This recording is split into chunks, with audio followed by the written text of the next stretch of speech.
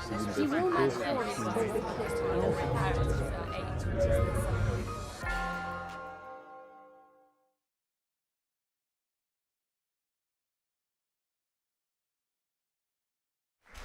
from one perfect country to another, Abdalla Hassan is from Egypt and is a journalist there and a documentary maker, and was as well a Reuters fellow.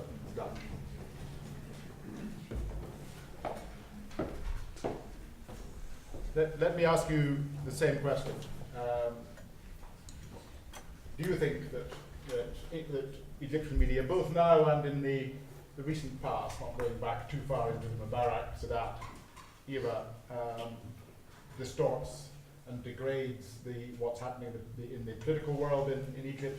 And do you think the new world of social media, the net, so on, will make things better?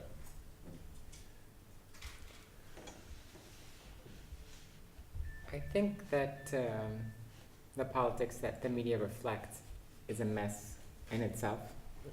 And I think so media reflects that mess, not necessarily creates it. Will social media be better? No, it won't be better, but I think we need the media. The media is so essential in how we receive information. And receiving and knowing information is so essential in making political decisions. So however good or bad the media is, it's so essential to how political life functions. So I think it's kind of a necessary evil. Who's going to come in first? Nick. I'd like you to try to estimate how important in Egypt traditional media are, which were government control. I don't know much about the history under Mubarak, but how much would you hope in the present circumstances that they would give an accurate picture at all of what's going on in Egypt?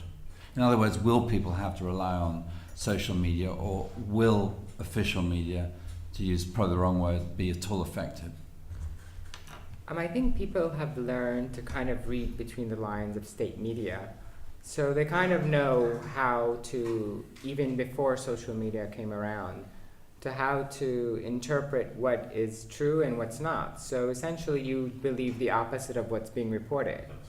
So if it says there's no outbreak of summer diseases, you know there's a cholera epidemic.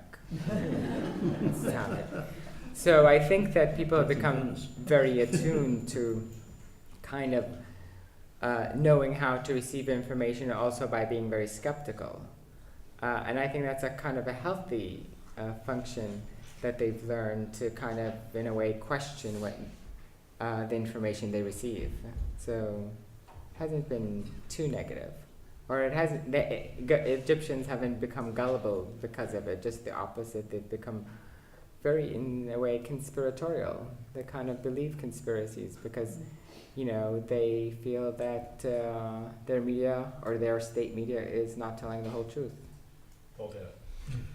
Abdalla, I had the privilege to be in Egypt several times this year for about 2 months altogether at different phases of the political crisis.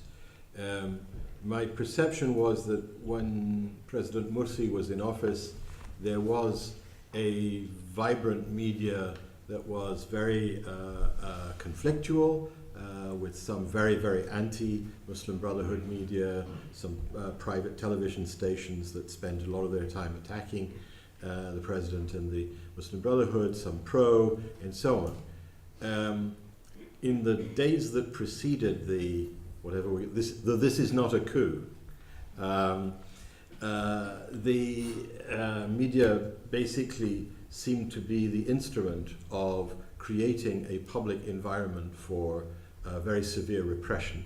And since the military takeover, the media seems to have sort of become completely on message. And if the public is receiving this media skeptically, I don't see much sign of that. I see on the contrary, the media is creating a very permissive public environment for mass repression.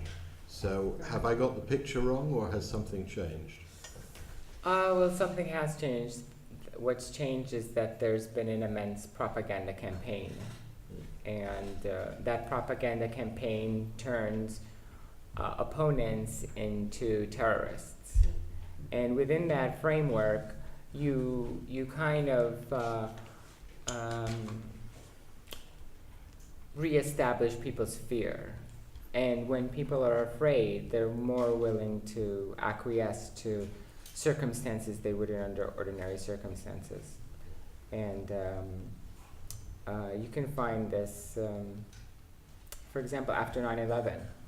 I think the kind of legislation that was passed to curtail rights of, and I think, I think there are definitely problems in how the media is conveying things, and I think it's a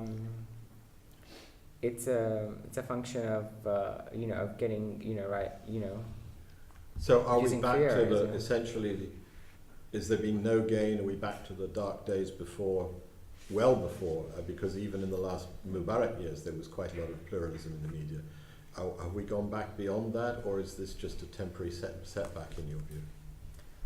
Well, it's hard to say, but we'll find out in a few months. We'll find out in a few months if there are truly free and fair elections, and that we'll find out how the media presents candidates and how it all plays out. I don't want to be too pessimistic right now, even though the outlook looks really grim in terms of. But I think there are alternatives that haven't been there before in kind of reaching a message, and I think people will look to outlets that are more honest and more trustworthy, and so hopefully maybe that will win out. Could you describe those outlets? I think the BBC Arabic does a good job, and I think it's because it abides by a journalistic ethic that hasn't changed, and I think more people will watch it. I think social media in a sense is very biased because it's really catered to a certain perspective and people who will consume that perspective or want to believe it. But I think media will always have that challenge, and essentially, like all media, and I think, for example, the U.S. media, when it was covering the Iraq War, kind of feels that it had been duped in a way by being too gullible to the American military position. I think maybe, hopefully, that will happen in Egypt during this period, in which people are lining up to support the regime or to support the army line. There's no further questions. Abdalla, thank you.